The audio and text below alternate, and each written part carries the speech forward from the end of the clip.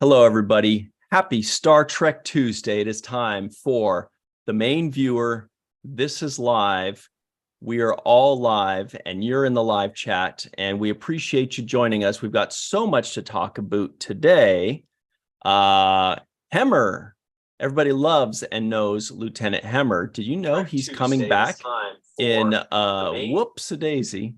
Did you know that he's coming back for season 2 of Strange New Worlds? I mean, we don't know that either. Well, the actor. I think we heard the actor was, right? I would guess probably not. That's just a guess for the character Hemmer, but we're going to see if it's possible or even likely.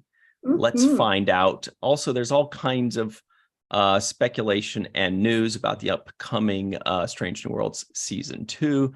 A lot of great interviews, a lot of great stuff.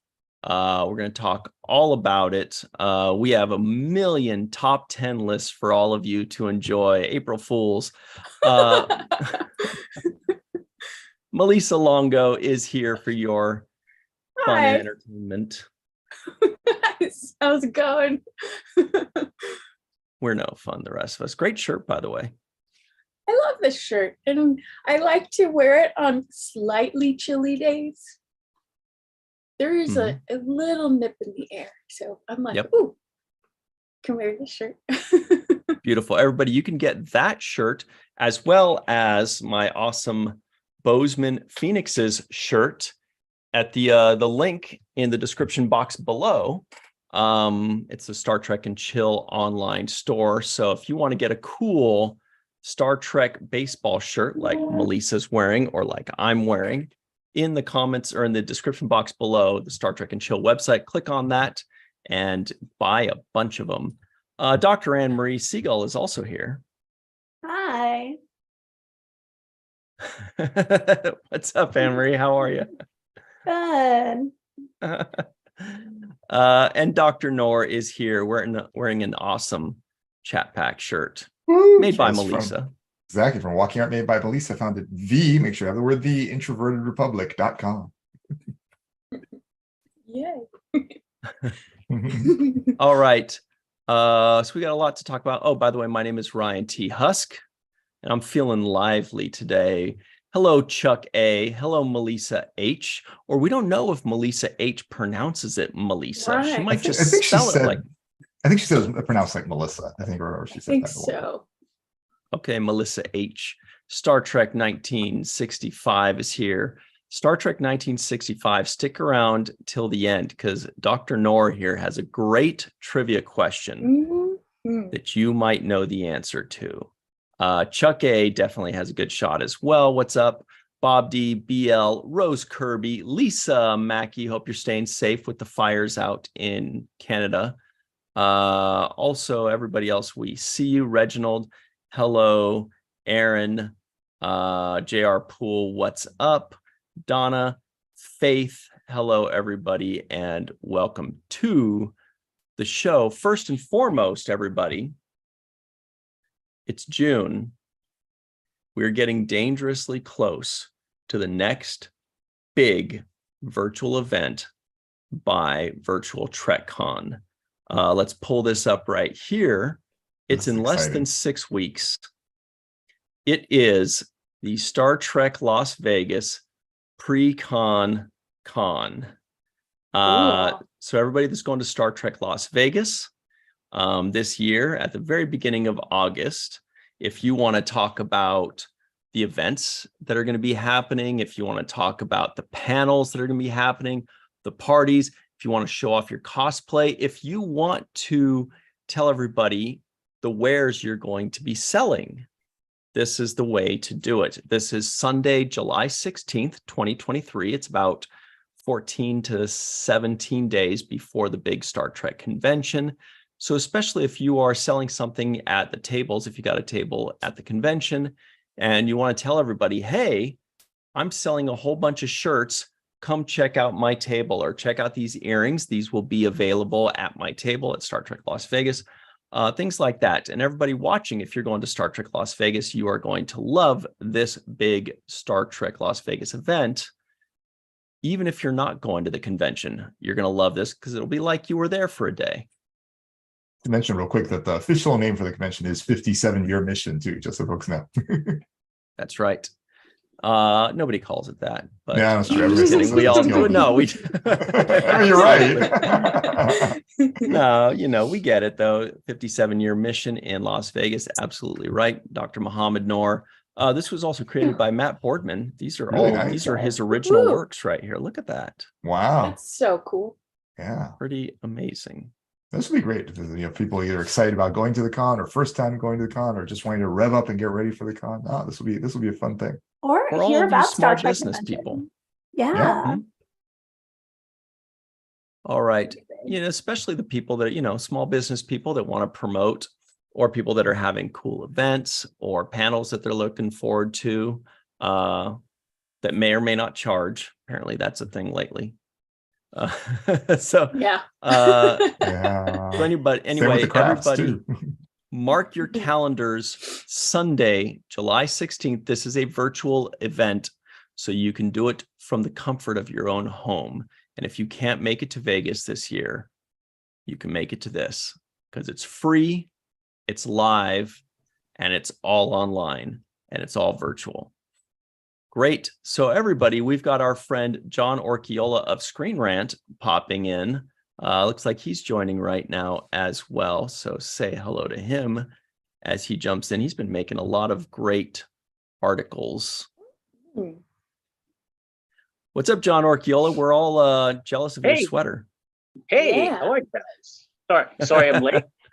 No, not at all. I had to go for a dog walk and then take a shower because you got to smell good for Zoom. That's what I always say. Yeah. Yeah, Absolutely. So, John, you didn't really miss anything. We just told everybody what's going on with the pre-con and what we're going to be talking about. But everybody knows you cover Star Trek for ScreenRant.com, and you've been getting a ton of interviews in preparation for Strange New Worlds Season 2, right? That is true. Yeah. Last Wednesday was the press junket for Strange New Worlds. So Screen Rant took part, and I represented Screen Rant. So I did get to talk to the cast. Always fun. They are an amazing group to talk to. They're always so great. They're also super friendly and super nice. So we got some good little scoops out of them. Nothing spoilery, but like really cool, informative things about all their characters and what to expect. Very good. Also, Aaron in the live chat says, is it July 16th yet? That's the kind of energy we love. Thank you. That's exactly it. And lots of people saying hi to you, John, in the live chat. Well, let's get started, everybody. What do you say? Let's do it. That's kind of the energy we like too. They're like, yeah, Real we're here. Might as well. Real mellow. First things first. This is something very interesting. Now, who knows? I don't know. I don't know anything. I almost feel guilty about this one, but let's do it anyway. Okay. This is from redshirtsalwaysdie.com. This was by Rachel Carrington. It's entitled, Could Hemmer Be Returning in Flashbacks on Star Trek Strange New Worlds? Dr. Muhammad Noor, would you do us the honor of reading this one? I would be honored to. Oh, thanks. What a deal. All right. New episodes of Star Trek Strange New Worlds will appear on Paramount Plus beginning June 15th when the series begins its second season. One fan favorite cast member, though, Lieutenant Hemmer, played by Bruce Horak, was killed off in All Those Who Wander, the 9th episode of season 1. That doesn't necessarily mean the actor is gone for good, as we've already learned from co-executive producer Davey Perez, who said Star Trek has a long tradition of reusing characters. But what about Lieutenant Hemmer himself? Is he gone for good? We do know there's a time travel episode, right? Didn't we see that in the preview? Yeah. Yeah, Ryan, you're muted. I said good point. Cool. All right, well, Celia Rose Gooding, who plays Cadet Uhura, may have answered the question in a recent panel at MCM Comic-Con in London via Trek Movie. Gooding said she thought there was a lot more to learn about the relationship between Uhura and Hemmer, and was really excited for fans to get to know the layers of Uhura through her relationship with Hemmer. It seems like the only way that could be done is to have Hemmer return in flashbacks. So this is now the quote. Bruce Horak is such a light, and for Uhura to have that, especially given her past and her history with family and community, to have someone so near and dear to her in those moments of newness and trying to figure out who she is in Starfleet and what Starfleet means to her. To have that was so beautiful. And then to lose it was so heartbreaking, but also so yummy for reasons I can't explain just yet. Ooh. I think there's a lot more to learn about the relationship, even in Hemmer's passing. And yeah, I'm just really excited for fans to get to know the layers of Uhura through her relationship with Hemmer and also her relationship with herself after Hemmer's gone. Yeah. You know, this Or is we actually can check great. the original Trek movie article, which was very good. Well, I And just the want to also correct point one. out that we had a poll earlier today, and people said that the thing they wanted to see the most was something yummy. So we got that. Luckily, they wanted I love yumminess. something yummy. So there's a lot more to this. This redshirtsalwaysdie.com. Let me see here. I don't know. What do you guys think before we move on? Well, I think some of you may not be allowed to answer this question. Melissa, Yes. what do you think? Do you think we are going to see Hemmer in season 2 or Bruce Horak as someone else in season 2 or both or neither? I think there's a good possibility for both things to happen. The message from Celia kind of makes it seem like it's a good possibility that we would see Hemmer in flashbacks, but who knows? Who knows? Mm-hmm. I think she's a good source for that. You know? Well, yeah, but also Trek Movie did the original article, so they have a little bit more tidbits on it, since it was firsthand. But anyway, can we do some? I think we only have John Orchiola for like not that long today, so could we go into some of his amazing press junket material that I can't wait to hear? Yep. Hang on. So sorry, but I'm doing a poll. So just Okay. 1 second here. And meanwhile, Anne-Marie, do you think we'll see Hemmer? Here's the in thing. season I never 2? believed he truly was gone as Hummer because we didn't see his like dead carcass. But and it's Star Trek. But that's also wishful thinking, so I don't know. Yeah, we saw Spock's dead carcass. Exactly. It was not Tasha Yar's. Yeah. Yeah, we did. So as we move on, everybody in the live chat, we've got a poll. The question is, how will we see Bruce Horak in season 2? As Hemmer, as a new character, as both, or neither? That's a tough one. I'm trying to answer my own question right now before we move on. I think it's either neither or a new character. Mhm. I feel like if they bring back Hemmer, it would be in the 3rd season because the outcry and the outpouring for how great of a character he was and how much people loved him was done after they'd already written season 2. Right. So if the fans convinced them to bring Hemmer back, the soonest it could happen would be season 3. I mean, they might have already planned it for season 2 or to never do it again. I don't know. So I don't think season 2 will see Hemmer. That's Very just a good guess on my point. part, Mhm.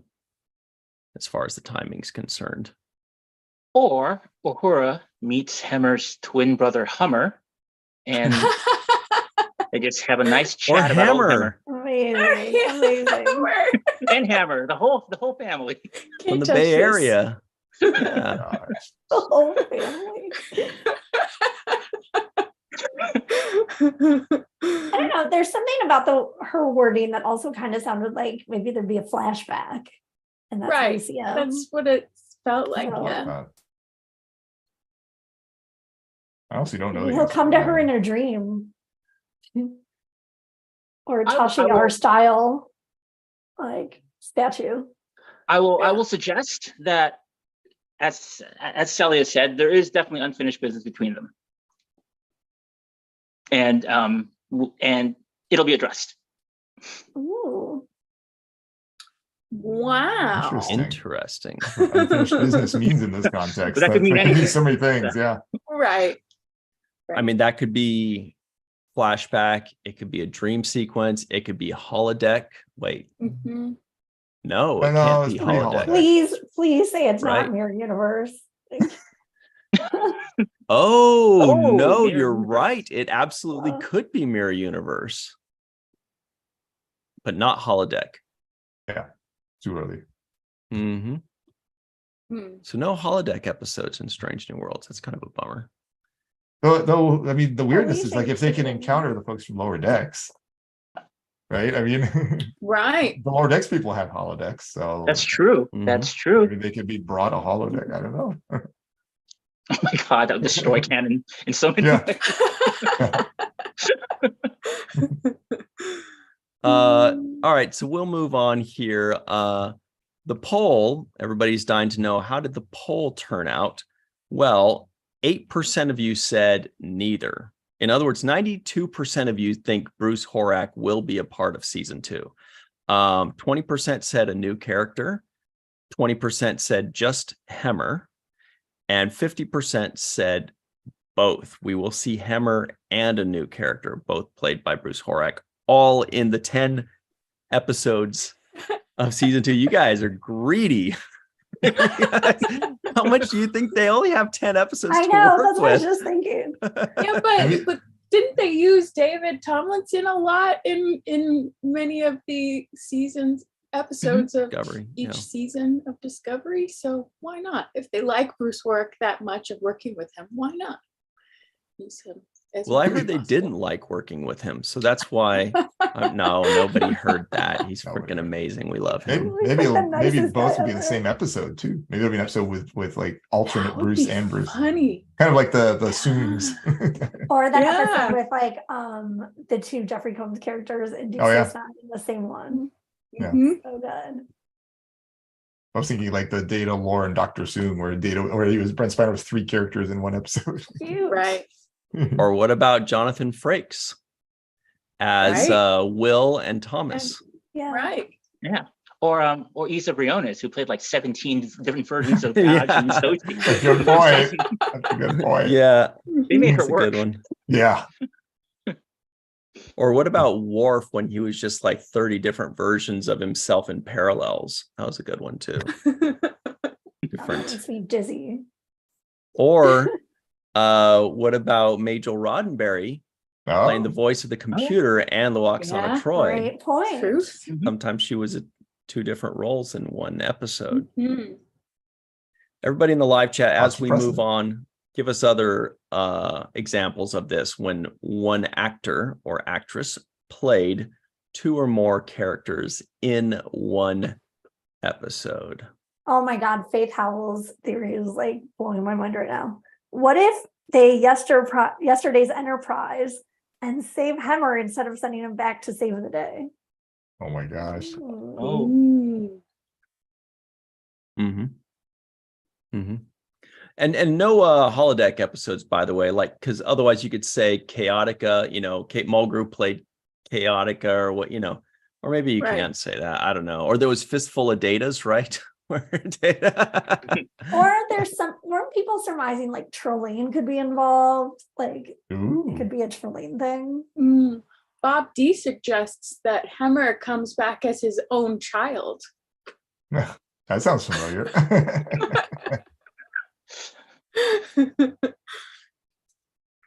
John's like, what's going on here? Oh, I love this from Aaron. It's like I wrote so many good articles this I week. know. What's going on? You guys Exactly.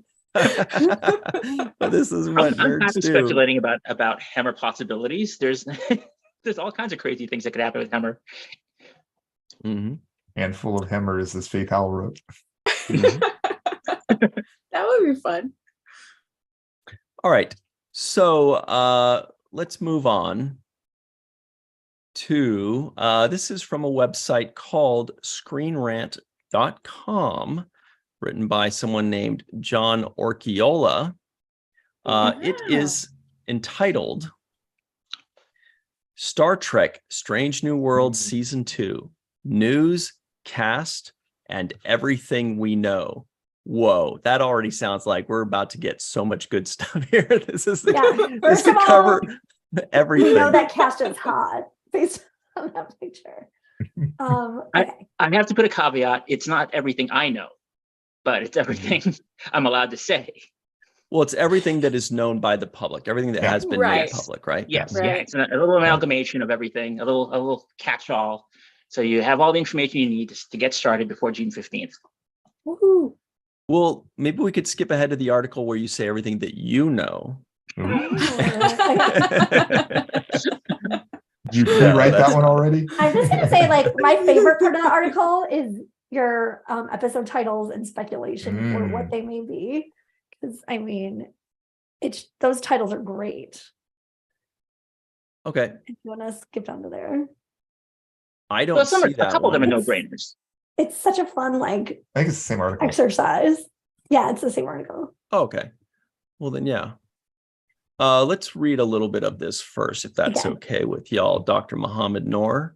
Sure. It's okay with you, John. I feel bad reading your words. Oh, no, please. That's why I showed up. No, okay. Actually, He loves John it. requested that you read his articles. Oh, come on. It's a caveat to coming. He says he wants you to do it in a Texan accent, though. That's what he told us. Oh, fun. All right, y'all. Here's everything. No, I'm not gonna do that. I don't think I can get away with that. Here's everything to know about Star Trek Strange New Worlds Season 2. With a 99% fresh score on Rotten Tomatoes, Strange New Worlds Season 1 was one of the best received Star Trek projects in recent years. Strange New Worlds' episodic format has been a breath of fresh air that allows the show to tell all manner of Star Trek stories while developing its winning cast of characters led by Anson Mount as Captain Christopher Pike, Rebecca Romaine as Number 1, and Ethan Peck as Lieutenant Spock. Strange New World Season 2 premieres Thursday, June 15th on Paramount Plus in the United States. We all knew that, right? Everybody at home, you knew that it's June 15th. That's why everything We was said that a few times. Yeah. blowing up June, about it. June 11th in New York. Ooh. They're having a big Ooh. premiere. Oh, that's Ooh. a time zone thing, right? That's Yeah. 4 Yeah. days ahead. Yeah. Do you want to go straight to the episode titles? Or do you want to go through more of the article? This second part, please. Oh, I didn't realize that looked the same. Sorry. That's okay. The season 1 finale of Strange New Worlds ended with a shocking cliffhanger that could permanently change Captain Pike's USS Enterprise. The arrest of Number 1, aka Commander Una Chin Riley, because she lied to Starfleet about being a genetically engineered Illyrian. Further, Strange New Worlds finale introduced one of Star Trek's greatest icons, Captain James T. Kirk, played by Paul Wesley, setting up his Strange New Worlds Season 2 return in a recurring role as the younger Lieutenant Kirk. Here are all the news, updates, casting, and story details you need to know to prepare for Star Trek Strange New Worlds Season 2.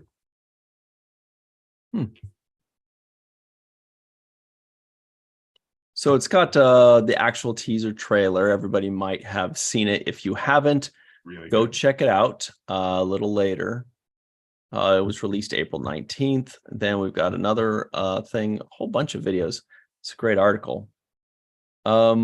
Premiere dates of all 10 episodes of Strange New World Season 2 are as follows. Okay, we know this. Basically, episode Every 1 Thursday. is June 15th, and then every subsequent Thursday When's the last one? or August 17th. late Wednesday night. No, August 7th, you said? August 17th. 17th. Okay.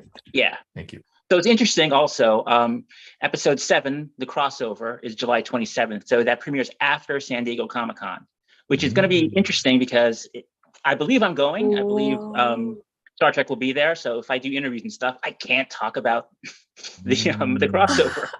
Okay, so can we just say that it sounds like episode 7 is going to be the crossover episode? No, because it it's is. called It is. Those That's Old not a It's been spoiler. confirmed. Okay, That's not a spoiler.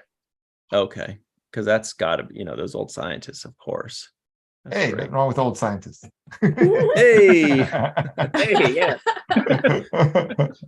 I love so I'll the read title. I'll read off the Subspace titles Press. here. All right. Episode Sure. 1 is The Broken Circle. Episode 2 is Ad Astra per Aspera, Any Latin Probably. speakers? pronounced something like that. Yep, it's Latin. 3 is Tomorrow and Tomorrow and Tomorrow. It could be Mm, some kind of I wonder if that's the maybe time Hammers travel in one. that one. totally. Yeah. Number I believe that's a episode Shakespeare 4. reference. I don't know which Shakespeare, but I think it's a Shakespeare reference. Okay. Episode 4 is Among the Lotus Eaters.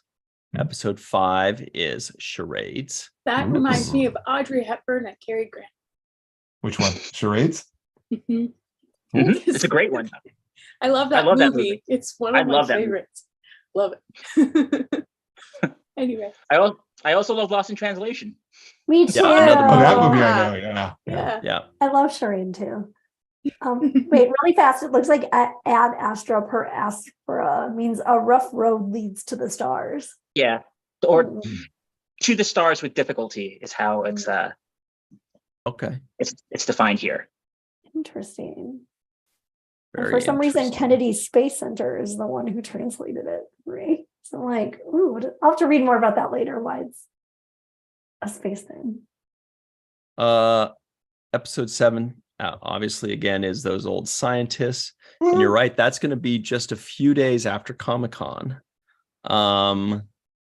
But which one is going to be a few days after the STLV pre-con? Well, that'll be episode 6, Lost in Translation. Mm. Episode 8, Under the Cloak of War.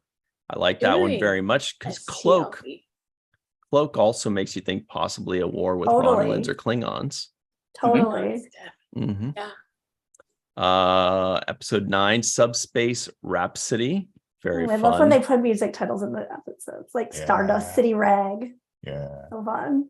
And episode 10 is Hegemony, which tells us most likely it's got to be the Gorn. The Gorn. So that'll be really cool. I love that they're exploring the Gorn. I do really like too. that. I will say also that one thing that's kind of not leaked, but was conveyed during the junket is that, as excited as everybody is for episode 7, the crossover, the rumblings is that episode 9 is the episode everyone is really, really, really super excited about. It's the big one. And also 10, and also the finale. So 9 and 10. Interesting. 9 and 10 are the ones that, I think the crossover is almost like a tease or almost like a distraction because they got something else coming.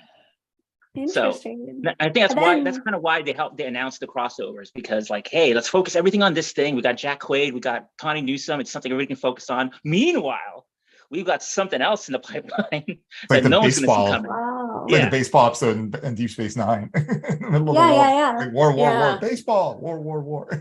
Right. Yeah. I think even Peck's been saying episode 5 is his favorite too, which makes me episode 5 is his obviously favorite. there's a lot of Spock in it. Yeah. Episode 5 seems to be traditionally now the Spock episode. Yeah, Spock amok. Really? Which I love. I love Interesting. Spock. That episode. I wonder if that's going to be a thing where they Make that a we thing. start to There's no notice patterns in Mhm. episode numbers relating to certain characters or certain themes. Like, this is the fun episode or this is the time travel episode. And we start to recognize those kinds of patterns. Was Carol Kane at the press junket? She was, but I didn't get to talk to her. Oh, She did Dying to limited hear from her. interviews. Yeah. Although she is fantastic. I can say that. She is absolutely fantastic. In a totally unexpected way. I did not know what to expect with Pelia, but I was absolutely blown away. in ways I cannot even describe. Is that how it's pronounced? Pelia rather than Pelia? Mhm. Pelia. I think it's Pelia. Okay. Yeah. I didn't know. That's cool. Yeah. I think it's Pelia, if I remember correctly. I don't know. I mean, I'm gonna I watch could tell you the premiere again tonight because I I've could got to tell break you down. what you were so fascinated about with her. Totally unexpected. It turns out she does do her own stunts. And that's Yes. something that who would have guessed, you know what I mean? But Wait, she really? does. Is that a joke? Right? I'm back. That's a joke. I'm back. I'm doubling down on it. Yep. I'm She- like, if John Orviola yes. says it, then I'm like, wait, okay. she, yep. She does Matrix style kung fu. Like they do a lot of wire fu Oh with my her. God. That would be fun. Why not? Yeah. She tackles the Gorn. She's pretty good. Kind of Right like, on the who was that? Remember that old lady that turned into a monster in season 2 of The Next Yes, Generation? I love that episode. Yeah, the Yeah, chocolate yeah. pudding episode. Huh? The Care Bear lady. Wait, what's Salt that monster. episode called? The Duffin, even though it should be Duffine. Like the salt monster from the original series episode. Yeah. That one didn't really do stunts though. It's more just like old lady Yeah. turning into a monster. Well, let's And walking let's like get this. into a bit more of what John wrote here Right. because it's pretty interesting. Picking up some hints Yeah, I like those from episode the titles. from That's the useful. titles. If you would please, Dr. Nor. Sure. Some clues as to what's to come in Strange New World Season 2 from those episode titles include Hegemony. Is that how you say it? Hegemony? Hegemony? I think it's hegemony. Hegemony. What do I We know? were talking about this the other day. Yeah. I thought it was hegemony, but then Ryan, you said it was hegemony. No, I think it's hegemony. Oh, maybe I thought it was hegemony. I Okay. can't even remember. What is the last name? Isn't that a Billy Idol song? Hegemony? Hegemony. It's Oh like my gosh. Hegemony. Hegemony. Yeah. Anyway, include hegemony, possibly being about the Gorn, as their civilization is known as the Gorn hegemony. Under the cloak of war certainly sounds straightforward and ominous, and ad astra per aspera is Latin for to the stars with difficulty. Episode 2, Strange New World Season 2, will deal with the court martial of number 1. That's referring to the character, not episode number 1. Paramount Plus released the following clip of Una's trial from Strange New World Season 2 that you can watch below later. Hang on. So this is the trial. That clip has all the Episode 2. sweet dress uniforms. Oh, right. Love that. Love that. With like the Those little super colorful brooches. palm badges that Yeah. are from Yeah. the original series. Yeah. Shout out to Bernadette Croft who designed those costumes. They're gorgeous. Amazing. She's amazing. Okay. Looking up on Google, it is pronounced hegemony. Yeah, so hegemony. That is the Awesome. correct way to say it. Hegemony. Hegemony. Let's check the live chat, see if people were already saying that. Oh, apparently British and English say Yeah. hegemony differently. So let's say you're all right. I like that. Yeah. Thanks, Lunar. And what about the Like- Australians? Those people, they just make shit up sometimes, I swear. Like aluminium and basil. Yeah, what's going on there? Anyway. Oh, tomorrow and tomorrow and tomorrow is from a Macbeth speech, apparently. Oh, very good. Okay. And actually, that Latin is the title of Kennedy 1 space station's like Apollo 1 exhibit, Oh. like tribute. So let's continue on this article, if we could, please, Dr. Nor. Sure. The entire cast of Star Trek Strange New Worlds is returning for season 2, including Anson Mount as Captain Pike, Ethan Peck as Lieutenant Spock, Rebecca Romaine as number 1, aka Commander Una Chin Riley, Christina Chong as Lieutenant La'an Noonien Singh. That one's important because she did lead. Celia Rose Gooding as Ensign Yoda Uhura, Melissa Navia as Lieutenant Eric Ortegas, Jess Bush as Nurse Christine Chappell, and Babs Olosanukan. Thank you, Olusanukum as Dr. Joseph Mabenga. Uhura has notably been promoted from Starfleet Cadet to Ensign as she remains on the Starship Enterprise in Strange New World Season 2. The two newest additions to Strange New World Season 2 cast are Paul Wesley, who will portray Lieutenant James T. Kirk, and Carol Kane, who plays the Enterprise's new Chief Engineer, Commander Pelia. Dan Janot also reprises his role as Lieutenant Sam Kirk, who may not be glad to see his younger brother Jim on the Enterprise. Oh my God, I love that guy. He's the one who has the best Twitter, who's always like, every time someone says, that guy sucks, he's like, yeah. Awful. Awesome. Melanie Scorfano is also back as Captain Battelle, who is Captain Pike's girlfriend. Adrian Holmes reprises Admiral Robert April, and Gia Sandhu returns as Spock's Vulcan fiancée to Pring. In addition, they Bruce had to Horak, determine the relationship. yeah. In addition, Bruce Horak is rumored to return as a new character after Chief Engineer Hemmer's noble death in Strange New World Season 1, Episode 9, All Those Who Wander. Well, hang on a second. There's our answer right there. We should have led with this. Now that I've heard all these different takes, it kind of sounds like how they used to announce like it would be the same character, but it would be like a different version. Like maybe Hemmer's changed now that he had like these eggs in him. So that's why like they preview it as a new character, then it turns out it's really the same character, but they've gone through something. Well, also, by the way, very quickly, everybody, you know how it mentioned that Uhura goes from cadet to ensign already in season 2. The rumor is in season 3, she will already be a lieutenant junior grade, passing up Harry Kim in 20 episodes. My gosh. That's not really a rumor, but poor Harry. That would be funny. Anyway, let's finish this bit. I still love how Paris got demoted and promoted back around him a few times there. He sure did. That poor sucker. I was like to make it worse. Yeah, right. The 2 newest additions to Strange New World season. Oh no, I already read that. I left off at Yatid Spring. Yeah, Yatid Badaki also appears in Strange New World season 2 as number 1's defense attorney during her Starfleet court-martial. Interesting. And we know Chris Fisher, they commented when episode 1 was shown at London Comic-Con. One of our favorite directors, Chris Fisher, is doing the premiere. Yep. That's exciting. As seen on the Lappies.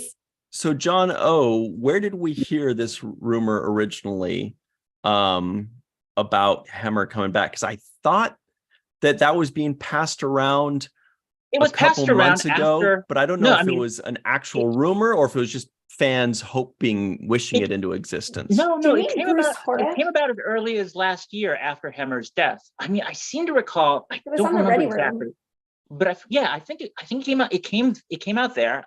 I feel like I had a conversation with Henry Alonzo Myers about it when I interviewed him. I think he said something to the effect that they love Bruce Horak so much that he'll be back even though Hemmer's gone, because they all just love Bruce. So I believe he said something to that effect, which is what I'm basing this on. So I actually know I cannot say, but that this is the most information I can convey based on what's already been put out there in the public. Right. See, so that's something you're saying. It was as early as late last year. I didn't realize it was that long ago, but I do remember that day he died. Yeah. So it was almost a year ago then. There are a lot of people right now on this panel that are being extra quiet because they're like, I honestly don't know. I'm not saying a word here. And Melissa and I are like, what's he coming back as? Who is it? Like a brother? Is he coming back as his brother? Like we said, is it Hammer time? Like Bruce Horak on first alerts for the past year, like looking for clues. That guy is good. No clues. Okay. Kyle Gray Young says Hagemo Babble. That's pretty funny. Melissa H says poor Harry. Faith Howell says, oh no, poor Harry. Kathy D says poor Harry. Reginald says poor Harry Kim. Wow, there's a lot of people that said poor Harry. Anyway, all right. Bob D says, if I remember correctly, I heard it from Bruce first that he, quote, wasn't done with the franchise. Right. Bob D. Right. Yeah, he did say that in an interview. See, but maybe he meant Whoever season we 3. had that episode, which I thought was Davy Perez on Seventh Rule, also said it. And it was said on Running Room that day. Mhm. Let's check. That is good knowledge, Anne-Marie. I thought you clipped it. Yeah, no, you are right. Season 1, episode 9 of Strange New Worlds. In the Seventh Rule review, we had writer and co-executive producer Davy Perez, and that was the episode that Yes. Hammer died in. You are correct. I thought I was So the Seventh dreaming. Rule broke that, that story. There you go. Shout out to the Seventh Rule. I love those. What a great show. Oh, Those that's a guys are great awesome. group right there. I like them. Yeah. I need to pay better attention to They're what they going say. places. You should join the Patreon, Ryan. I should. Then I'd keep up with them a little better. All right, let's continue here because there are a lot more characters to discuss. And I think that's what's so cool about Strange New Worlds. Obviously the structure and the creativity of the episodes, but just there are so many great characters, and we love great characters. If you would, Dr. Noor. Sure. Another new Strange New World Season 2 character is Chief J, played by Noah Lamana. So far, nothing about their character has been revealed. It's quite possible that Chief J could replace Chief Kyle, played by Andrew Day Kim. No. I know. I As their know. brother's transporter chief. I couldn't bring myself to tell you this one, man. I mean, the good news is I Didn't thought you already Didn't Andre Day knew. Kim? Andre Day Kim got another job on another Right. show, I believe. Yeah. yeah.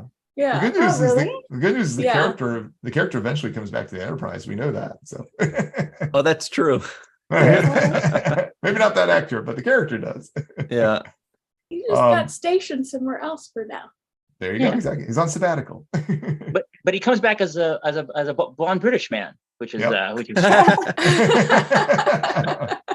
Haven't we all, though? Yeah. Anyway, Adelaide Kane, best known for Grey's Anatomy, has also been cast as Strange New World Season 2 for one episode, but it's unknown what her role will be. And perhaps the most important character in Strange New Worlds is the Starship Enterprise itself, which gets a new bar in Season 2 for the crew to Ooh. congregate in. Oh my god, I love when Season 2 brings a new bar on the starship.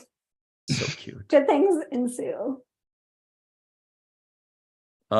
Also, a little bit more here, if you would, Mohammed. I guess the bar gets This is- dismantled later then too, given what happens later with the Enterprise. It doesn't seem like it's still there when Kirk takes over. I see a Klingon here. Yeah. Strange New World Season 2 will resolve Season 1's cliffhanger and 2 major exits from the Starship Enterprise in order to bring both Number 1 and Lieutenant Laan Noonien Singh, who resigned her Starfleet commission, back aboard. Una's trial will take place in Strange New World Season 2, Episode 2, Ad Astra per Aspera. And however that shakes out in regard to her rights as a genetically engineered Illyrian, Number 1 will take her place as the Enterprise's first officer again. Good. Glad that's comforted and clear. Mm-hmm. Yeah, because look, so without Number 1 and without Laan, does that make Spock the temporary first officer? I think so, yeah. One of the comics that took place after the Season 1 finale kind of insinuated that. I'm not sure if it's canon or not, but it probably is, or canon enough. So Spock is the first officer while Una's gone. Yeah, those Okay. Season Room comics and books have really been they really have been treating them as canon. At least the writers. And Yeah. It really stepped up. Those comics are amazing. Starting with Picard, yeah. Is Ortega same rank as Spock? Yes, they're both lieutenants. I wasn't sure if one was like junior grade or something like that. Oh, I'm not sure. Well, let's look at their pips. Do they have the pips? Yeah, that's a good No, question. no, in the era they I am don't, right? so They have here the for cups. this. Let's Yeah. look at their pips. I love that. It just says Lieutenant Ortegas. It does not say junior grade. But we often so don't she is- specify that, right? She is a lieutenant. Yeah, no, Memory Alpha would specify if it would It say would, okay. Lieutenant junior That's grade. true. That's true. Memory Alpha would specify that. That's true. Right. So yeah, they're the same. In fact, oftentimes, somebody at the helm might oftentimes outrank somebody that's just a science officer. Now, she's red, which translates to gold later on. So she's not in the command track. department. Right, she's not command track. I always forget to flip them on Strange New Worlds because in my mind it's like that's after the flip happened. It's really before. Yeah. So she is not a red helm like Geordi was, or like Tom Paris was. She's a gold helm like, I can't think of any that were. Ada. I was thinking Sulu. Oh yeah. Confusing. We need to have a story for when that flip happened Yes. and why. Totally. It's not just because Picard looked better in red. That's not it. There needs to be an episode that covers that, or a movie that covers that. Do we even know when that happened specifically? Well, it happens after the Enterprise C is lost because they're still wearing the red Star Trek 6 uniforms, and then Encounter at Farpoint when they're now in the color-coded uniforms. So somewhere around there. It's a very short span of years. That's true. So it would have to be on Enterprise D then, because C was blown up with the old one. Right. Maybe the flagship introducing the uniforms. Yeah. Anybody in the live chat, if you guys know, you let us know, please. Because maybe the Federation just got like a new designer, and this designer was like, okay, I know you love Command Gold. I know this. But what about Command Red? And I know Red is already a thing, but we can make them go to gold. And the people at the boardroom, they're like, okay, but why? Don't ask why. Just what do you think? It sounds like one of those contract negotiations. Nobody will be confused by it. People are going to love it. Some of these contract negotiation things are like, you have to stop using Dropbox and I have to use Box. It's the same sort of thing, right? And then there's always going to be 80. For like 80 or 90 years. The other person in the boardroom texting like his friend saying, this could have been an email.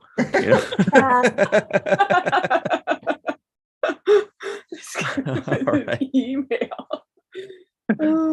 But for like 80 or 90 years, Starfleet stuck with the red naval, like Star Trek 2 uniforms. And then all of a sudden, now every ship has its own design of uniform. Every show has its own design of uniform.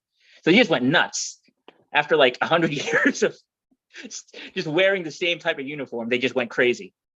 That's like the Enterprise one stuff. Interesting. Colin in the live chat makes another good point. The Stargazer had TNG season 1 uniform, so we know even further back then. Okay, so that's something. Did the Stargazer overlap Enterprise C? That's a good question. Let's find out. I don't think so. Because Stargazer, I thought Stargazer was a new starship with Picard, although I guess I don't know that. Was there a commander of the D before Picard? No, he was the first commander of the D. He was the first so he took it over after the Stargazer. So the Stargazer and the Enterprise C may have been lost roughly at the same time. Interesting. Didn't one of you say something about the person that made the uniforms was colorblind? So it could be like the animated series. I don't think that was true. There was an issue with like the green color. Yeah, the lighting. Looking like gold, like right. Gold, but that was because of the black and white. The reason that was just because of the color. Flipped for TNG was just that Patrick Stewart looked way better in red. Right. Which is true. But have they Not seen everybody him can in look blue? as good as William Shatner in gold. Green flesh color. Well, I've seen some interesting blog posts of people who like really follow the fashion of Star Trek. And there's some interesting ones where they're like blurry shots in the background and it kind of looks like maybe like some of the admirals or like top brass have like interesting stripes like on their shoulders of their uniform to sort of tie them into Discovery era, but it's getting closer to TOS era. So they're like bridging that gap in an interesting way. So it'll be really cool to see. The only stripe I have on my shoulder is like a tan line or a sunburn. Oh my God, I do too. But yeah, it looks like when you go back and look at the Discovery uniforms and you're like, wow, by like including some of those like lines like that, it really does bridge them. Otherwise, Discovery is sort of like the odd uniform out. I guess the sea and Stargate probably didn't overlap because I mean Worf would have been born after the sea blew up, right? Mm-hmm. So at that point, like that's a long gap then until you're getting to the Stargazer, right? Or else would have been rescued, not necessarily born, but he would have been like you would have been a very little kid after the time of Stargazer. Yeah, Great so point. yeah, that's a big point. Yeah. What's Ryan doing? Probably got a moss. Yeah. Okay, well, there's still more to cover here. Let's, if you would please, Dr. Noor, there's a lot here. You must have spent a long time on this, John. So it continues. Not really. All right. Strange New Worlds Season 2 trailer dropped numerous clues about what to look forward to in the upcoming 10 episodes. The Klingons return in their classic Star Trek The Next Generation appearance, as opposed to how they were depicted in Star Trek Discovery, and drink blood wine with Spock. Kirk and La'an go on an away mission, and Jim may get romantically involved with the descendant of his greatest enemy, Khan Noonien Singh, played by Ricardo Montalban. Really fast. Going with that, I don't know if anybody's talked about it yet. Like, remember what in Picard Season 2 when we saw that like Khan file? Mm-hmm. Project Khan. Oh, good catch. Is that why they're going back and like because Akiva Goldsman and Alex Kurtzman have alluded to other crossovers that may be coming? Yes, you are so right. So I'm like, is that what this time travel where like Kirk and La'an are going back in time? Does it have to do with that? I think. Oh yeah, you can't answer. But and that's what I'm wondering. If you switch the first letter of their names, it's Lurk and Khan. So there could be probably not. It's just because that like Khan file is driving me crazy. That was like never. It bothers me too, to be honest with you. Yeah. It's also the cliffhanger at the it's such an obvious setup for something that they're not really dealing with or they haven't dealt with yet. Never spoken of again. There's also that big wormhole thing at the end of Season 2. Yep. We haven't touched on yet. And all those Borg watching that as the guardians at the gate, just hanging out. Yep. Oh my God, imagine coming through that gate. That's your welcome. Oh my God. Yeah. Anyway. Better play some Edith Piaf for everybody. So, okay, sorry to interrupt. No, all good. However, Strange New World's co-showrunner, Akiva Goldman, hinted that Lieutenant Kirk. Akiva Goldman. All right, no problem. I was like, I thought it was Goldman. Hinted that Lieutenant Kirk. No problem. Hinted that Lieutenant Kirk is dating Carol Marcus, setting up Star Trek II: The Wrath of Khan. Ensign Uhura also meets James Kirk for the first time, and the equally historic canonical first meeting between Kirk and Spock will also happen in Strange New World Season 2. That's exciting.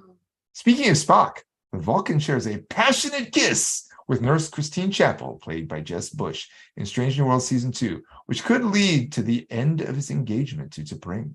No! Strange New World Season 2 will also delve into the backstories of Nurse Chappell and Dr. Joseph Mbenga. Can't wait for that. Yeah. Finally, Lieutenant Erica Ortegas is also finally going to have her history explored, which includes how the Enterprise's hotshot helmsman was a war veteran, possibly of Star Trek Discovery's Klingon War. Ooh, that's cool. Yeah. Along with seeing how new Chief Engineer Palia fits into the Enterprise, there is plenty of character development and intrigue to come in Strange New Worlds Season 2. Dun, dun, dun. Yeah, it's very exciting. I love that. I can't wait. Yeah. Then he also covers the crossover here, but I think we've talked that one to death. I don't think there's anything. Was there anything new in that, Not John? really. Not really, no. I mean, it's a little wrap up of everything that we've already known. Frakes calls it a flat out comedy. We know what the title of the episode is now. And then the last paragraph is just me kind of alluding to episode 9 and 10, which I've heard just amazing things about. So and that's that. That's everything you need to know. So we've been waiting for Season 2 for so long, but now that it's basically here, we're like, but now I can't wait for episode 9 and 10. I can't wait And for season episode 3. 5. Yeah, and then episode 10's can't gonna wait end for on it a to be over. cliffhanger, and we're just gonna be like, "What's going on?" I need. Do we know it's a cliffhanger? I don't know. Do we know it? We don't know. We don't know Maybe. anything.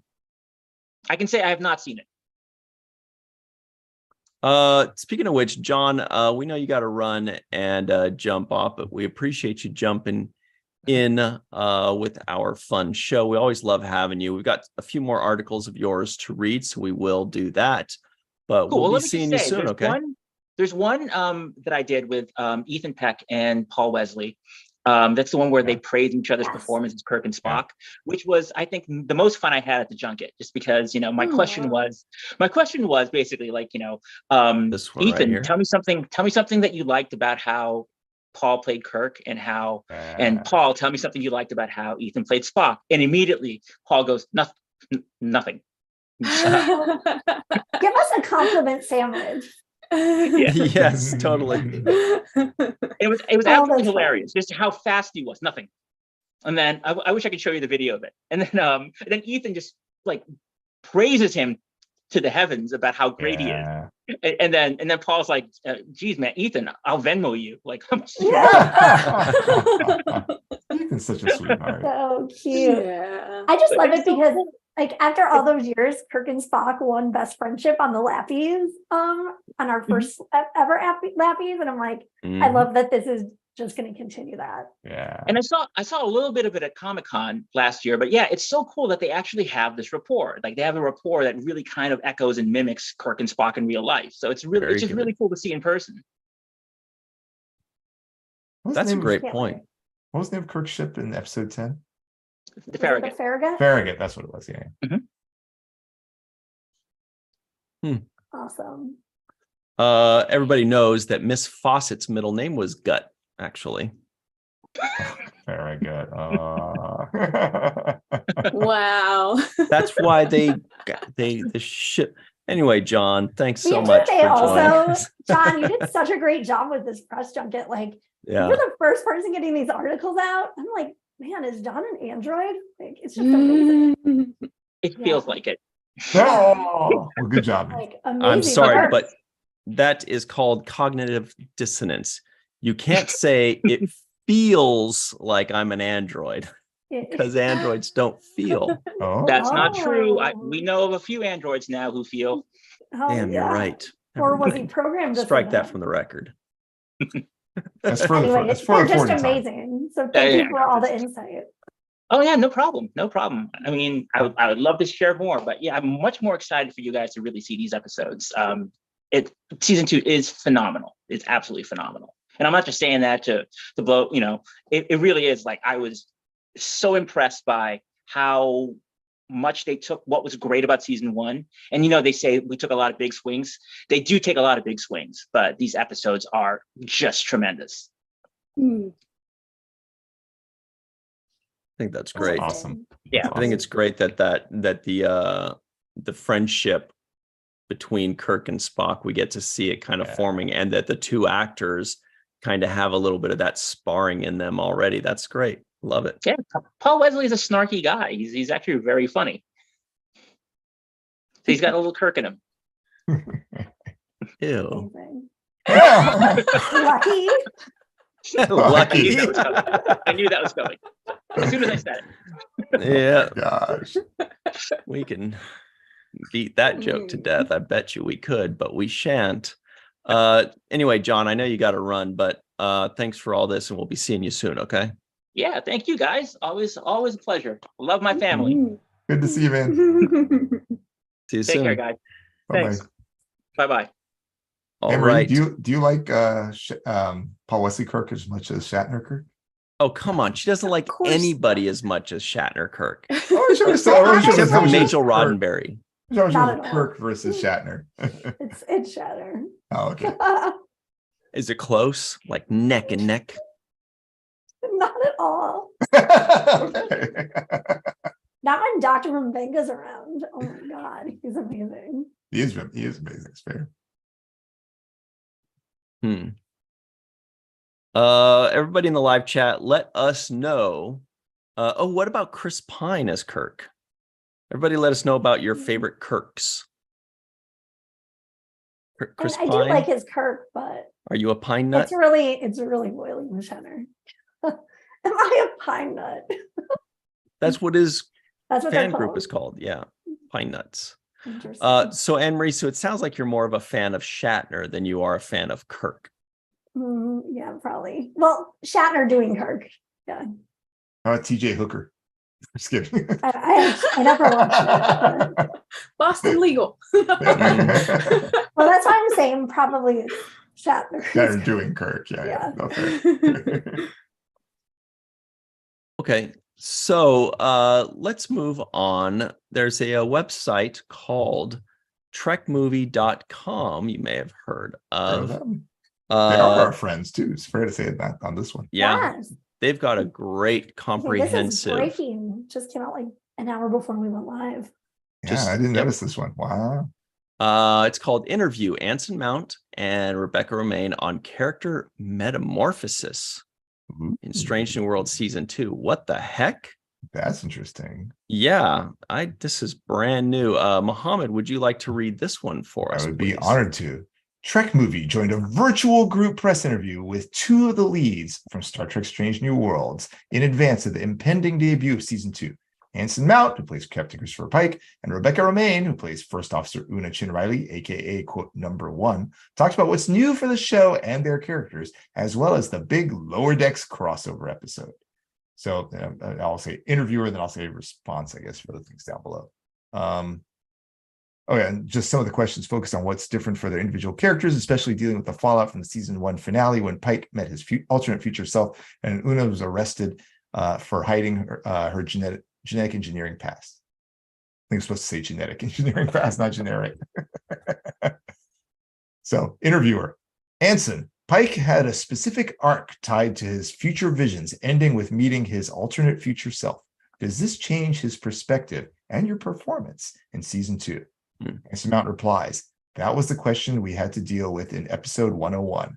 Not to get past it, but to get Pike on mission and through the existential crisis for the most part. You don't want to entirely forget it because then you're leaving behind a very important aspect of the character, which I think makes him brave in a different way than we've seen every other captain. But you want to get kind of the navel gazing out of the way, ha ha ha. So we did that. And it's always been an aspect of the character that his challenge continues to be, and I want it to continue to be for a while, reminding himself that the journey is the destination and not the other way around. And I think that the introduction of the relationship with Captain Batel has been a very important part of that. So, interviewer, Rebecca, was there a particular aspect of the character that you were excited to explore in season 2? Rebecca Romaine replies, having worked on episode 2 and seeing how Una finally frees herself of having lived inauthentically for so many years, I think freeing herself from that and moving forward and letting her crew and everyone know who she really is, like it's a great I think I messed that up. Everyone know who she really is. Feels like it's a great metamorphosis for the character. It's going to be fun moving on from that. Interviewer. Oh, great point. Yeah. Interviewer. How do you feel that leaders like Una and Pike use their weaknesses and vulnerabilities to build and support their crew?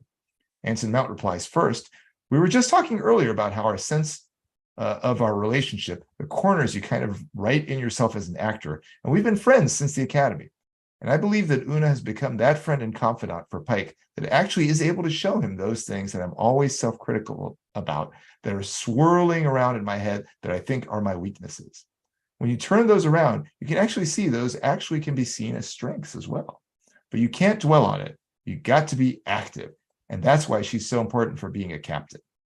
We just pause right here for a moment, because this is exactly what I want out of Star Trek Strange New Worlds. From the very beginning, before we even saw the first episode, I want to see Pike and number 1.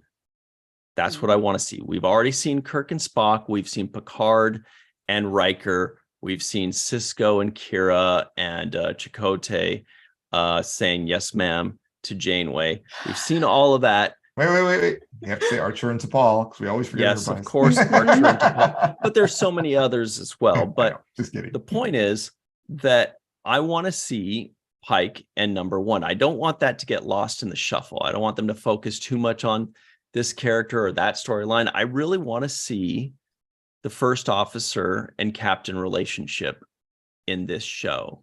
because that's always been such an important part of Star Trek series. It's been an integral thing, the captain and first officer, and the relationship, the storylines, the twists and turns, the trust that they build. And I'm really curious about that, because we were introduced to number one 57 years ago. Yeah. I want to know why she became a first officer. What makes her such a great officer? Let's find out. Let's give that character and now that actress and Majel Roddenberry, the respect, the honor, the depth that they deserve, because that character was just kind of introduced and then tossed away. I'm really interested in that. So I really am glad to hear Muhammad read that paragraph. It makes me feel like we're going to get, the thing that I've personally been wanting out of this I just series. feel like also Strange New Worlds had some women on their crew that really have a lot to offer that we haven't necessarily seen before.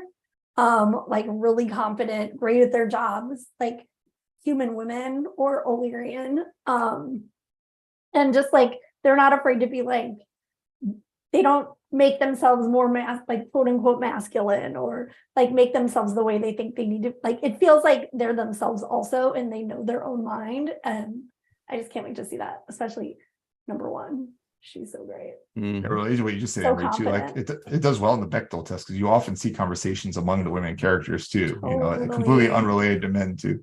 So, I'm so excited to see Pelia. I think Carol Kane is such a like eccentric actor. It'll be really fun to see. BL says, okay, go ahead. No, go ahead. I was just gonna also say like something that I haven't really heard kicked around as much as like the fact that Pike knows the future. How does that affect his like decisions in the here and now? Like, he knows he's going to be alive for a few more decades or whatever, how long it is. So like, it would just be interesting to examine like if that makes him more reckless, or like, I don't know. Kind of touched upon that in the first season, with some of the decisions that he made, especially in the one with Kirk. Well, that one, and then the crew that he was trying to protect and send in other directions, but kind of made peace with that a little bit. I think in the finale, a little bit. I mean, but we have to assume that it's going to. I mean, maybe not, but I feel like it should affect, and it also opens up the writing to where they don't necessarily have to replicate or duplicate what we know is going to happen in the original series, because they can kind of deviate, saying, well, now that with this new information, he's going to come to a different conclusion or something different. This is a tool that they can use, or they can choose not to now. And that's such a like TNG theme, like that episode with like Bergdorf Rasmussen or whatever, when they're trying to make decisions, they're like, if somebody knows the future, like, tell us. So it'll just be interesting. My guess is number one will have that function, like to bounce things off of him and remind him that's his thinking. I really hope so. I didn't feel like I got enough number one in the first season. At all. Right. Agreed. Yeah. And I want to see more of that. That I feel like that's the character that I'm most. I feel like we owe her character development. It's been 57 years. Can we have some character development, please? Right. We want to know. This was especially because 57 years ago, how groundbreaking was it to have a female first officer? Yeah. And then they're like, nah, we're gonna give you a dude and put pointy ears on him. And we loved him, and that was great. But now we have the opportunity to really explore that character. Yeah.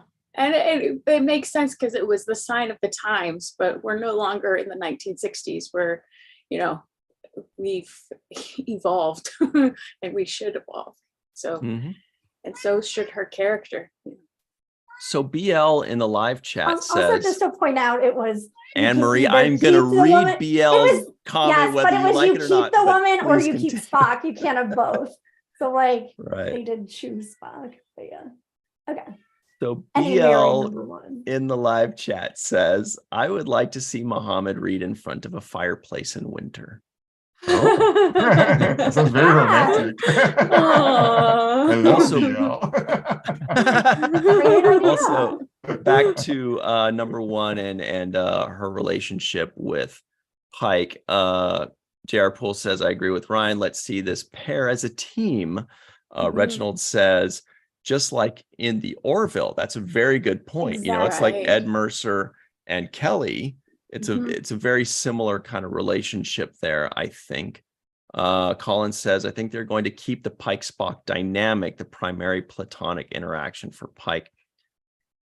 Possibly, and could very well be. Personally, Well, I also, want we to had see heard more that Una. Melissa Navia interview where she said season, like this was months ago, where she said that season 2 you get more of like the Pike Ortega's relationship. So that'll be fun to look for. You know, and I think the bottom I like line some of her. is, let's do 9 seasons of Yes. Strange New Worlds, so that we can get everybody's wish list covered. Maybe by that time, what's his name? The transporter guy will come back. Oh, Yes. yeah. Kyle. Yep. That'll be like the series finale. Yeah. Will be like the show ends and then epilogue. You know, it's got credits, and then at the very end there's like a post-credit scene where it's like, "Welcome back, Lieutenant Kyle," and he's like, and they're like, "What were you up to?" Well, I was just in the, and then it ends. Nobody cares where he was. We just want him back. I just feel like there's so many people with the name J in Star Trek these days. Like there was the one in Picard. Obviously, there's Lieutenant J spelled differently, Yes. but like, is it a placeholder and then they just leave it? So curious. Well, Lieutenant J, I don't think I was ever spoken as in TNG, was it? I don't think that name was ever spoken. No. That Okay. was an inside joke between Frakes and Tracy. So let's continue on this path. Sorry to derail us, but it brought up something that I was really happy to see as a Star Trek fan myself. So you were right here, Mohammed, on this answer. All right. So Rebecca Romain's now answering the same question from above. I think the level of family there also bleeds down into the crew. I think we've developed this family dynamic, and I guess we're the mom and dad in a way. Aw. Yeah. I think that there's been a deep support and level of trust within their relationship that bleeds into the rest of the crew. It's back to the interviewer. With less pressure in season 2, has that allowed you to explore different aspects of how you play your character and take more risks? Rebecca Romain replies first. I'll speak for myself. I think after episode 2, Una really gets freed up and is no longer hiding, is no longer sort of living in shame with this shameful secret that she's been hiding all these years. So I think moving forward, that's going to be very different for her. Anson Mount replies next. There is this really great thing that happens around season 2 of a TV show when you're working with smart writers like we are, which is that you'll find them starting to come to you a bit. Because there's a sense of the character you have from the inside that they're trying to get it from the outside. Conversations about arcs often lead to really fruitful ideas. And they've been very proactive about doing that with us. That's actually really nice to read. Mm-hmm. Okay, so this is the episode 9 talk. So we have to cover this. The question is, going big in season 2, especially episode 9. The pair also talked about some of the new elements of season 2, picking up on recent comments about expanding the genres and more. Question is, how much pressure was off for you guys in season 2? Rebecca Romain says, sometimes it's a little more pressure. We've seen shows where the second season doesn't compare to the first season. So we really wanted to make season 2 bigger and better than season 1. And we took some real chances, took some big swings. That's the big one. Took some big swings genre-wise and tried a lot of things. We're excited to share it with everyone. Anson Mount continues, yeah, we really had the benefit of a network that had learned to trust our showrunners when they want to take big swings, and also their investment. Like, we continue to build out this ship. So there's just tremendous support from the network. That's interesting. And only 10 episodes in. That's pretty good. There's a cat meowing. It's always at the end of this of our show, Melissa, that your cat starts speaking up. Well, it's not my cat. It's my roommate's cat. Rocket, I think it is. Rocket, yeah. Good Def Leppard song. Yeah. So the question is, after that, what do you think viewers will be most surprised about in season 2? Rebecca Romaine says, we've taken some very big swings. Wait a second. We already heard that. We've taken some very big swings genre-wise in season 2. We have a few episodes coming up in the second half of the season that are really out there. So we're very proud of them. We're very excited. Anson mentioned earlier that sometimes when you get to episode 9, which is almost at the end of the season, everyone's kind of tired. Everyone's sort of almost ready to go home. They brought us this episode that was so out there. It required us to work on weekends. And we were also excited about it. It was like this extra wind behind our sails that we needed at that point in the season. Whoa. I think even the cat went, wow. So I know. Very exciting. He's very excited. Yes. Yeah. And just to finish up on that, Anson answers the same question. He says, I would say that the brevity that the network has given us now, we had a couple of episodes in that first season that they weren't too sure about. And both of those episodes are ones that popped for us. And so they gave our showrunners a lot more freedom to play with genre. Akiva Goldsmith's mantra used to be, Star Trek can be a lot of things. Sorry, his mantra continues to be, Star Trek can be a lot of things. So we're not just playing with the message that can be told, but within the episodic structure, we can play with how we get there. And genre has been a fun way of us talking with the writers about what we haven't done and what we would like to do that makes everybody excited to be there, which I think is often an undervalued currency in filmmaking, is the excitement level, especially in television. And we see that all the time. Like we mentioned earlier, A Fistful of Datas, we get Westerns, we get Bride of Chaotica and things like that. We have Take Me Out to the Hollow Suite. Yeah. And do those like scary ones with Brennan Braga and then film noir. Well, yeah, and it's nice to see people taking chances in television. I think people get too married to a formulaic style. So it's nice to hear that they're probably going to branch outside of that a little bit. J.R. Poole says in the live chat, he says, meows are micro roars. He's a little tiger.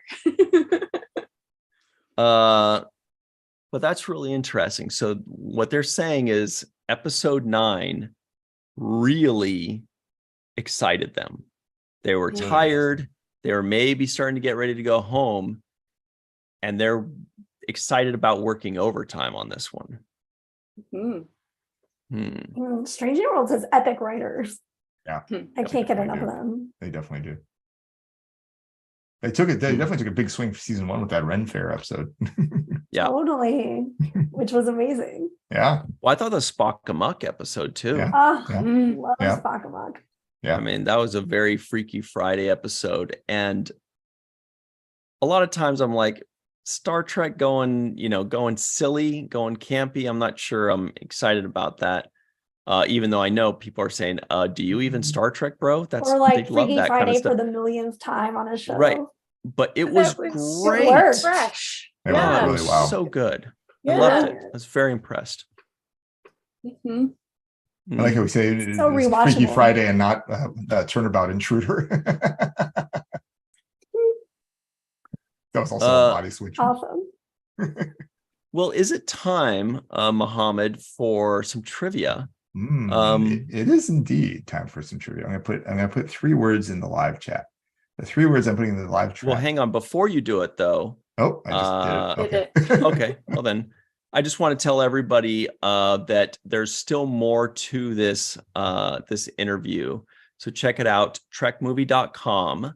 There's also a bunch of great stuff on screenrant.com. There are more articles. We didn't get to all of them. We kind of covered the biggest ones, but there's way more, trekmovie.com, screenrant.com. Also, Cinema Blend had a great one. Mick Yost, our friend Mick Yost. Yes, exactly. Mick Yost, Cinema Blend had a great one.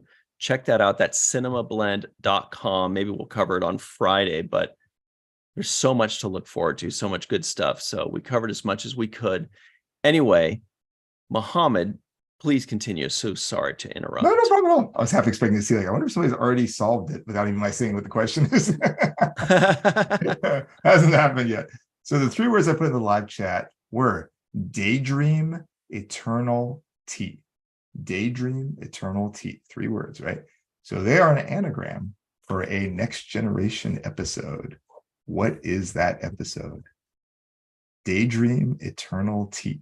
I know you can move letters between words and stuff too. It's not like tea doesn't have to be eat or something like that. Mm-hmm. So everybody at home, anagram means, you use the same letters, you mix them up and you come up with something else. Yep. So if you mix all of those letters around, you get the title of a next generation episode. Don't add any letters. There are no letters left over. Muhammad here got every single letter, flipped them around into this cryptic 3-word. It's a website, but still. I didn't do it personally. Oh, cool. Yeah. So everybody in the live chat, make your guesses now. Daydream, eternal tea. It's a next generation episode. The second you said tea, I just think of Survivors. Good tea. Nice house. I like Portia's comment. That just sounds like an interesting drink. Mm-hmm. Does sound like one. So let's talk about this week very quickly. Yesterday on the 7th Rule YouTube channel, we released the full review of the Next Generation Season 1, Episode 19, Heart of Glory. Of course, with myself, Denise Crosby, Sirach Lofton. Our special guest was Vaughn Armstrong. It was his very first role in Star Trek. He's done a ton of characters, a ton of aliens. He's been in 4 series? It's unbelievable. Super talented guy. This was his first role playing a Klingon. So check that out. That's on the 7th Rule YouTube channel. You can watch the entire review with the full interview right now. How about in 5 minutes instead of right now? Then watch it tomorrow. Now, Yeah. Tomorrow, that is Wednesday, go to the Falling Tower YouTube channel. That's youtube.com/Falling Tower, no S. And at 6 p.m. Pacific, 9 p.m. Eastern time, we will release our review of very big show. Very big God. show. Does this show have a Greg in it? It does have a Greg in it and a Tom. There should be a rule that every show has to have a character named Greg. Oh my God. Or a character that acts Lieutenant like Greg in Strange New Worlds. But it is we're reviewing the first episode of Succession on HBO/Max/HBO Max. I can't keep up. Yes, fantasy month is over. But so that is on the Falling Tower YouTube channel, 6 p.m. Pacific, 9 p.m. Eastern time on Wednesday, the premiere of Succession. Myself, Muhammad, the review of Succession, I should say, and special guest, actress, producer, writer, Kat Guerin will be joining us. Muhammad gives thumbs up because he's like, I wanted to make sure you wouldn't forget that, and you got it. Yep. Then on Thursday, we are 1 week away from the 7th Rule reviewing Season 2, Episode 1 of Strange New Worlds. So Thursday, just think about, in 1 week, we got Strange New Worlds and the 7th Rule talking about it. Then on Friday, come right back here at 5 p.m. Pacific, 8 p.m. Eastern time. This is the Virtual TrekCon YouTube channel. We've got Star Trek and Chill. We're going to talk Star Trek. We're going to chill. We're going to have a beverage. It's going to be great. It's the best way to spend a Friday. One of the best ways. Then on Sunday, go to the 7th Rule YouTube channel, 9 a.m. Pacific time. That's 12 noon Eastern time. And what do we have there? Got it. Oh boy. It's going to be myself, Sirach Lofton, talking about Next Generation, season 1, episode 24. Yeah, that one. Conspiracy. Your head will explode from watching it. Yeah, that's right. It's mind-blowing. And we've got a very special guest. And right now, people in the live chat are saying, look, there was a exploding head. There was guts coming out. The only guest I want is the makeup effects supervisor, Michael Westmore, or nobody. Well, you're in luck. It's Michael Westmore. He has joined us, the legendary Michael Westmore, to talk about all of that stuff and what he thought when he read that script and was like, well, I guess this is the kind of show we're doing. And then afterwards they're like, well, that's not, we're going to tone that down a bit. But anyway, that is on the 7th Rule YouTube channel, 9 a.m. Pacific, 12 p.m. Eastern time. Then right after that, we'll have a Deep Space Nine deep dive clip. Check that out. It's going to be great. It'll start right after on the 7th Rule YouTube channel. So it makes it super easy. That's it. Muhammad, did anybody get this one right? They did. There were actually 2 people got it very close in time. Kyle Gray Young and Dibidi. Is that how you said it? No, sorry, Dibidly. But the correct answer, so again, the question was an anagram of Daydream Eternal T. And the TNG episode with those letters is Elementary Dear Data. So very good. You got it. Very good. Ooh, tea and crumpets for everybody. Yep. Well done, guys. Wow, great job. Very nice. Well, that's it, everybody. So Melissa Longo, would you please do us all a favor and tell them where they can find you online or anything you'd like to promote at the moment? At Melissa Longo, MALISSALONGO on social media, and at theintrovertedrepublic.com, Walking Art Made by Melissa, and Walking Art Made by Melissa on Patreon. There's a story happening there. Ooh. And everybody, shout out to Dave Gregory, speaking of conspiracy, because he was like, that is the best season 1 episode, and I want to sponsor it. So big shout out to David Gregory for that. Bugs. Dave's the best. Yeah. That's awesome. Thanks, Dave. He is the best. Even more so than everybody else that you said was the best, Muhammad. No, but especially Dave best. Gregory. Yeah, that's true. Speaking of which, Anne Marie, where would you like people to find you online? Speaking of best. Twitter at Anne-Marie Siegel1.